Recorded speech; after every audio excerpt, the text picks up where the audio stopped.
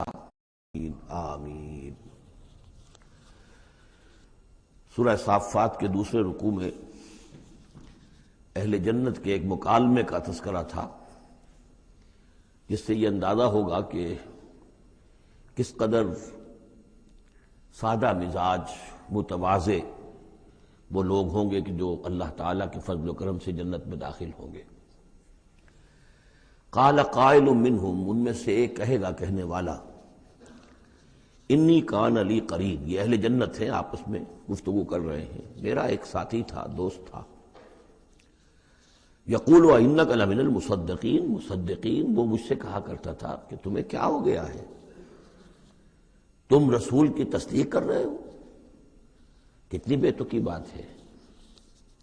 اور تم تصدیق کر رہے ہو محمد کی صلی اللہ علیہ وسلم۔ اذا متنا وکنا ترابا وعظاما انا لمدینون،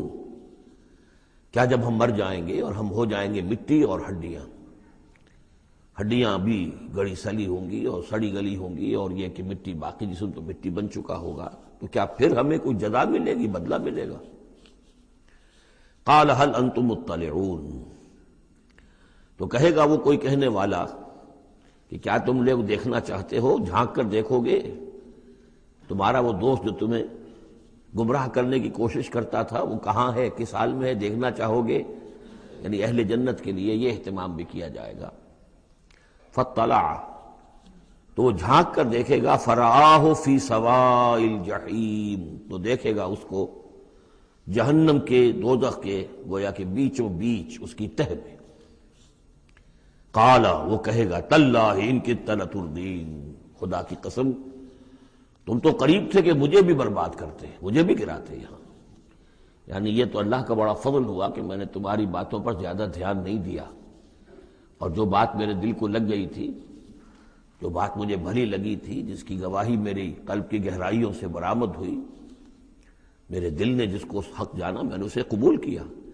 ورنہ یہ کہ تم تو تلے ہوئے تھے کہ جس طرح تم تباہ ہوئے ہو اسی طرح مجھے بھی اس جہنم کے گڑھے میں اپنے ساتھ لے کر گرتے۔ وَلَوْلَا نِعْمَةُ رَبِّي لَكُنْتُ مِنَ الْمُحْضَرِينَ، اور اگر میرے رب کی نعمت مجھ پر نہ ہوتی، احسان نہ ہوتا، انعام نہ ہوتا، یہ تو اللہ کا فضل ہے میرے پروردگار کا، تو میں بھی ہو جاتا انہی لوگوں میں سے جو یہاں پکڑے ہوئے آئے ہیں گرفتار ہو کر اور اس جہنم کے حوالے کر دیے گئے۔ افما نحن بمیتین، اب یہ آپس میں گفتگو کر رہے ہیں جنت والے، تو کیا اب ہمیں مرنا تو نہیں ہے، کیا اب ہمیں نہیں مرنا ہے، یعنی اب جنت میں آ کر تو ہم یہاں مستقل رہیں گے نا؟ وہ میں کہہ رہا تھا آپ سے کہ کس قدر سادہ مزاج کے لوگ ہوں گے، اور ان کے اندر کوئی تعلی نہیں ہوگی کہ ہم نے تو بڑی محنت سے جنت کمائی ہے، اب تو یہاں ٹھسے سے ہم رہیں گے اور ہمیشہ ہمیش رہیں گے۔ ان کے دلوں کی کیفیت اب بھی یہ ہے، افما نحن بمیتین الا موتتنا الاولی وما نحن بمعذبین، تو کیا اب ہمیں کوئی موت نہیں آئے گی سوائے اس موت کے کہ جو آ چکی ہے، وما نحن بمعذبین، اور اب تو ہم مطمئن ہو جائیں کہ کسی عذاب وغیرہ کا کھٹکا نہیں ہے، کہیں اور کوئی پکڑ، کوئی اور حساب کتاب، کوئی اور چھلنی تو ابھی نہیں لگنی ہے، وما نحن بمعذبین، اور ہمیں تو کوئی عذاب نہیں دیا جائے گا۔ ان ھذا لہو الفوز العظیم، یقیناً یہ تو پھر بہت بڑی کامیابی ہے۔ لمثل ھذا فلیعمل العاملون، بس عمل کرنے والوں کو ایسی چیز کے لیے عمل کرنا چاہیے، اس انجام تک پہنچنے کی کوشش کرنی چاہیے۔ یہ ہے وہ انجام کہ جو اہل جنت کا ہوگا، اور اس انجام کو اپنے سامنے رکھ کر ہر محنت کرنے والا، عامل تو سب ہیں، بھاگ دوڑ تو سب کر رہے ہیں،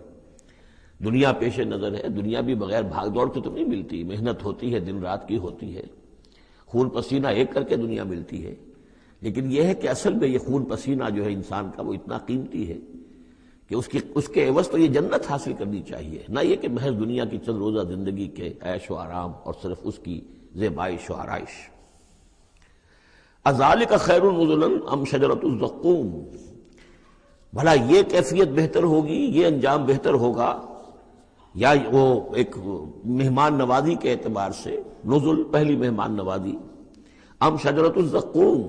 یا زقوم کا درخت بہتر ہوگا کہ جو جہنمیوں کو دیا جائے گا، ان کا جو ناشتہ ہوگا وہ زقوم سے ہوگا۔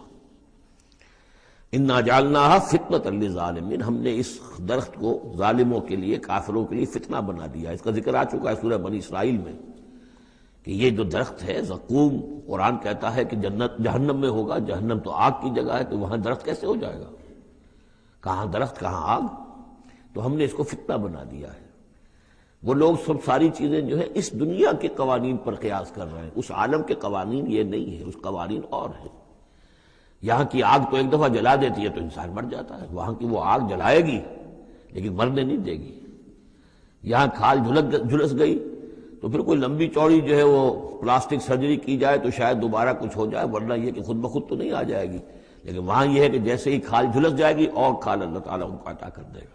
تو وہاں کے نوامیس، وہاں کے قوانین، وہاں کے جو بھی لاز ہیں وہ مختلف ہیں یہاں کے قوانین سے۔ اِنَّا جَعَلْنَاهَا فِتْنَةً لِلظَّالِمِينَ إِنَّهَا شَجَرَةٌ تَخْرُجُ فِي أَصْلِ الْجَحِيمِ، وہ ایک درخت ہے کہ جو جہنم کے بالکل تہ میں سے ابھرے گا، نکلے گا۔ طَلْعُهَا كَأَنَّهُ رُءُوسُ الشَّيَاطِينِ، اور اس کے گابھے ایسے ہوں گے، خوشے ایسے ہوں گے جیسے شیطانوں کے سر ہیں، یعنی کوئی بہت ہی خوفناک قسم کے اور بہت بدنما۔ فَإِنَّهُمْ لَآكِلُونَ مِنْهَا، پھر یہ جو جہنمی ہے یہ کھائیں گے اس میں سے مجبور ہو کر۔ ویسے انسان اس کو دیکھنا تک پسند نہیں کرے گا، اس میں اس قدر کراہت ہوگی، لیکن یہ کہ چونکہ بھوک کی شدت ہوگی تو وہ کھائیں گے، منہ ماریں گے اس میں۔ فَمَالِئُونَ مِنْهَا الْبُطُونَ، اور اس سے اپنے پیٹوں کو بھریں گے۔ ثُمَّ إِنَّ لَهُمْ عَلَيْهَا لَشَوْبًا مِّنْ حَمِيمٍ، پھر جب اندر سے وہ کھولے گا اور پیاس کی طلب ہوگی تو پھر انہیں ایسا پانی دیا جائے گا کھولتا ہوا پینے کے لیے کہ جس میں پیپ کی ملاوٹ ہوگی، پیپ ملایا گیا ہوگا، لَشَوْبًا مِّنْ حَمِيمٍ۔ ثُمَّ إِنَّ مَرْجِعَهُمْ لَإِلَى الْجَحِيمِ، پھر یہ تو ابھی ابتدائی ہو گئی نا، جو ان کی مہمان نوازی جو ہے ابتدا میں ہو رہی ہے، اور اس کے بعد پھر ان کو لوٹا دیا جائے گا جہنم میں۔ انہم الفوا آباہم ضالین، یہ وہ لوگ ہیں جنہوں نے اپنے آباء و اجداد کو پایا گمراہ، بھٹکا ہوا، اب انہی کے اوپر انہوں نے انہی کے نقش پا پر چلنا شروع کر دیا۔ فہم علی آثارہم یہرعون، تو انہی کے نقوش پا پر اب یہ دوڑ رہے ہیں، بے اختیار دوڑے چلے جا رہے ہیں، بغیر سوچے سمجھے، جو بھی آباء و اجداد کے طور طریقے ہیں۔ وَلَقَدْ ضَلَّ قَبْلَهُمْ أَكْثَرُ الْأَوَّلِينَ، حالانکہ ان سے پہلے بھی جو پہلے لوگ تھے ان کی اکثریت بھی گمراہ تھی، وہ تو ہم دیکھ چکے ہیں۔ ان تُطِعْ أَكْثَرَ مَنْ فِي الْأَرْضِ يُضِلُّوكَ عَنْ سَبِيلِ اللَّهِ، یہ ہم آیت پڑھ چکے ہیں۔ اگر تم زمین میں بسنے والوں کی اکثریت کی پیروی کرو گے تو وہ تو تمہیں گمراہ کر کے چھوڑے گی۔ پھر یہ آیت بھی سورہ یوسف میں آ چکی ہے، وَمَا يُؤْمِنُ أَكْثَرُهُم بِاللَّهِ إِلَّا وَهُمْ مُشْرِكُونَ، کہ ان کی اکثریت جو ہے اللہ پر ایمان نہیں رکھتی مگر کسی نہ کسی نوع کے شرک کے ساتھ۔ اور شرک یہی ہوتا ہے کہ ایک بڑے اللہ کو مان کر کسی نہ کسی چھوٹے اللہ کو بھی مانا جائے، اور ہوتے ہوتا یہ ہے کہ وہ چھوٹا خدا جو ہے وہ اعصاب پر سوار ہو جاتا ہے، اور بڑا تو کہتے ہیں وراء الورا وراء الورا، وہ تو ہے بیٹھا ہوا ہے، اسے اس دنیا کی فکر بھی نہیں ہے، کوئی چنتا بھی نہیں ہے، کوئی تشویش بھی نہیں ہے، وہ اپنے اندر مگن ہے۔ مشائین کا فلسفہ یہ ہے جو ارسطو کے پیروکار ہیں، اور ہمارے ہاں اکثر جو متکلمین ہیں وہ سب مشائین ہیں، ارسطو کے پیروکار ہیں اکثر متکلمین۔ تو متکلمین کے اس مشائین کا، ارسطو کا فلسفہ یہ ہے کہ اللہ تعالیٰ صرف کلیات کا عالم ہے، جزیات کا نہیں ہے۔ زیادہ اسے اس کائنات کی فکر ہی نہیں، اس نے بس پیدا کر دیا ہے، بس اللہ اللہ خیر صلی اللہ، کچھ قوانین بنا دیے، یہ خود بخود چل رہی ہے، اب اسے اس سے کوئی سروکار نہیں ہے۔ جیسے کہ کوئی کھلاڑی جو ہے وہ فٹ بال کو کک مارتا ہے، اب وہ فٹ بال جا رہی ہے، اب کھلاڑی ادھر کھڑا ہے، فٹ بال جا رہی ہے، اب یہ کھلاڑی چاہے کہ روک لے تو وہ فٹ بال کو روک تو نہیں سکتا، وہ تو جا رہی ہے، وہ تو زمین کی فرکشن ہے، کوئی رکاوٹ ہے، یا اس کی اپنا مومنٹم ختم ہوگا تو پھر یہ ہے کہ وہ رکے گی۔ تو یہ تصورات بھی اللہ کے بارے میں دنیا میں رہے ہیں، اور بڑے بڑے حکماء کے رہے ہیں، فلاسفہ کے رہے ہیں۔ انسان نے جب جو اپنے پیمانے ہیں ان پر اللہ کو ناپنا چاہا اور تولنا چاہا تو پھر اسی قسم کی حماقتوں میں انسان مبتلا ہوا۔ وَلَقَدْ ضَلَّ قَبْلَهُمْ أَكْثَرُ الْأَوَّلِينَ، ان سے پہلے بھی جو پہلے تھے، پہلوں کی اکثریت بھی تو گمراہوں پر مشتمل تھی۔ وَلَقَدْ أَرْسَلْنَا فِيهِمْ مُنذِرِينَ، ہم نے ان میں بھی اپنے خبردار کرنے والے بھیجے تھے۔